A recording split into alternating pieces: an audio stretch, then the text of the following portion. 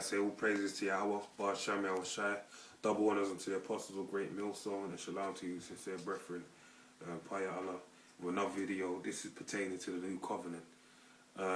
Basically, I want to go into various scriptures to establish the fact that the Lord set up a new covenant, which, in keeping of the new covenant, doesn't actually X out or take away from the old covenant, the laws, statutes, and commandments of the old covenant, but in fact establishes the law. But all it establishes is that we're meant to keep the law, but we'll be able to keep it by having new bodies that are basically taken away of our stony hearts and given of a fleshy heart that will enable us to keep the law. So this is I'm going to start with Jeremiah 31 and 31. Behold, the days come, saith the Lord, that I will make a new covenant with the house of Israel. Now you get a lot of people to try to say that the new covenant for all the Gentiles to come in. Nah, the Bible just said the new covenant was meant to be would be established with the children of Israel. Okay. Behold, the days come, saith the Lord, that I will make a new covenant with the house of Israel and with the house of Judah. It didn't say the house of Esau, it didn't say the house of Moab, it said the house of Israel and with the house of Judah. Yeah. Now, not according to the covenant that I made with their forefathers in the day that I took them by the hand to bring them out of the land of Egypt, which my covenant they break, although I was an husband unto them, saith the Lord. But this shall be the covenant that I will make with the house of Israel after those days, saith the Lord. I will put my law, and I understand what the new covenant is. He says, but this shall be the covenant that I will make with the house of Israel. New covenant, house of Israel. Okay. After those days, saith the Lord, I will put my law in their inward parts and write it in their hearts. The hearts meaning, going back to the Hebrew word lahab, which means mind.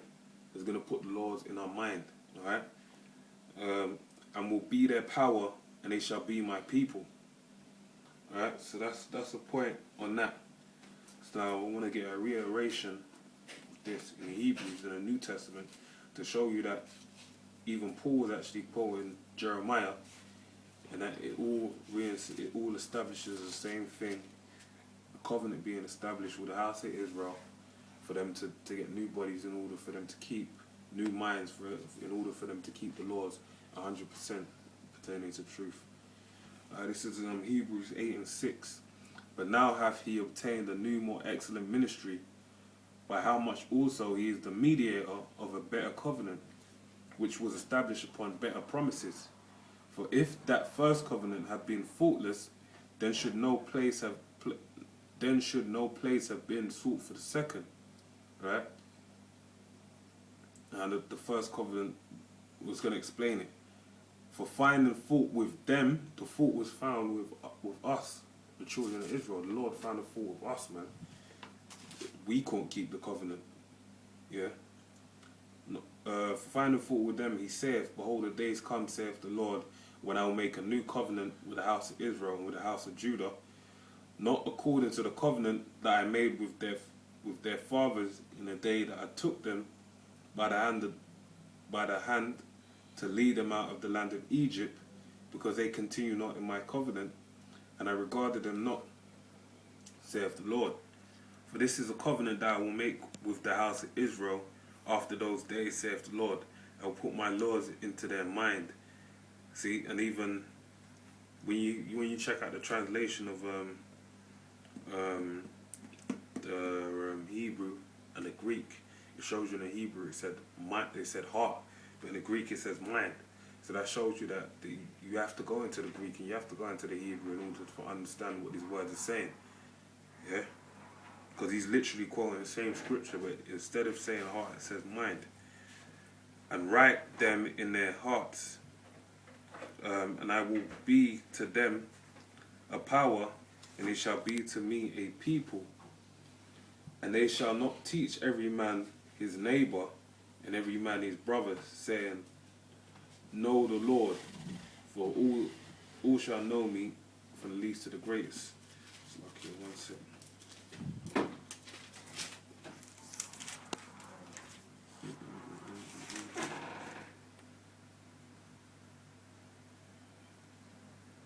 Well, it didn't say hearts, it said inward parts, and then it said mind in the Hebrew. So that shows you in the translation all the points that I outlined previously.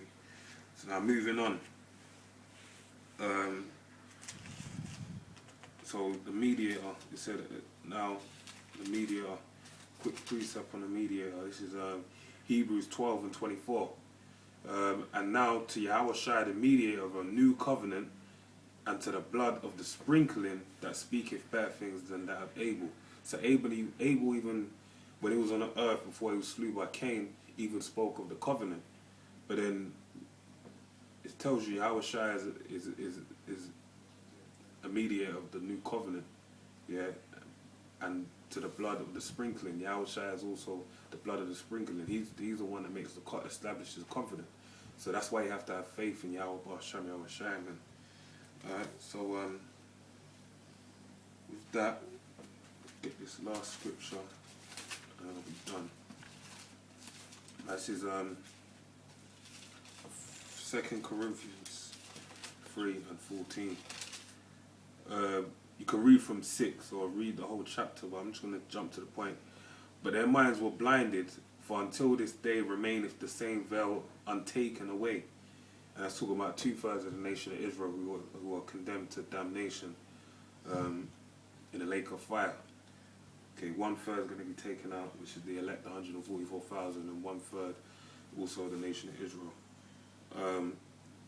But their minds were blinded, for until the day remaineth the same veil untaken away. In the reading of the Old Testament, which veil is done away in Yahweh Shai. Like you have Nate, he's talking about keeping the law, keep the law, keep the law. But they don't know when you try and justify yourself underneath the keeping of the law, that when you fought in one law, pertaining to James 2 and 10, it tells you when you fought in one, you fought in all.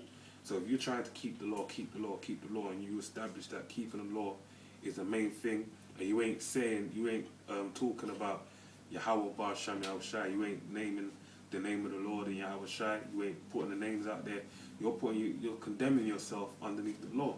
And that's the same veil that's being spoke of.